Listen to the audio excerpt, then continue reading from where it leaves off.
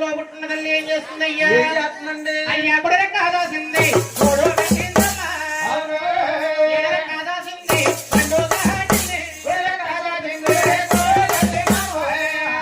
ఎర్ర కాదాసింది, గొర్రె కాచింది.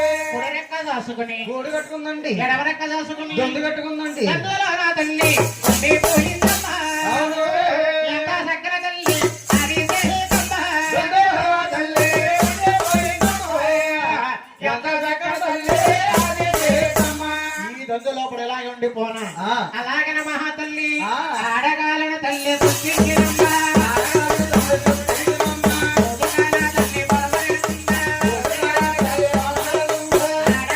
తల్లి ఎడిసినట్టుందా. పొదుగాల తల్లి బలపరుస్తుందా.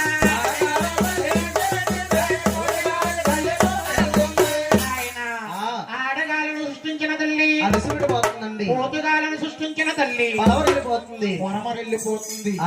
ఆయన ఓయ్. ఈ దొంగ లోపల ఇలాగే ఉండిపోనా ఆ.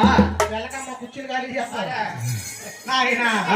ఏమి చేస్తే బాగుంటుంది. అవును. అలాగనకండి ఆ. మూడు పుట్ల కింద సృష్టించింది గోవిందా. ఆయన ఆ. చూడేసి దక్కని జోడు పక్కనెట్టి పందిట్లో చూడేసి. మహాతల్లికండి ఆ. అమ్మ ఓయ్. మూడో గుడ్డల మీద చక్కని గోవిందా. అవునా? ఎంత చక్కన తల్లి అది చేసమ్మా. మూడు గొడ్డల మీద చెక్కడుకోకుండా, ఎంత చక్కని తల్లి అది చేతమ్మా. మూడు గుడ్లు పట్టుకొని అలసిపెట్టి పోతుందండి. మహాతల్లి అనుకుతుంది. ఆ. పాలు జారిన గుడ్డ కింద పట్టాలా.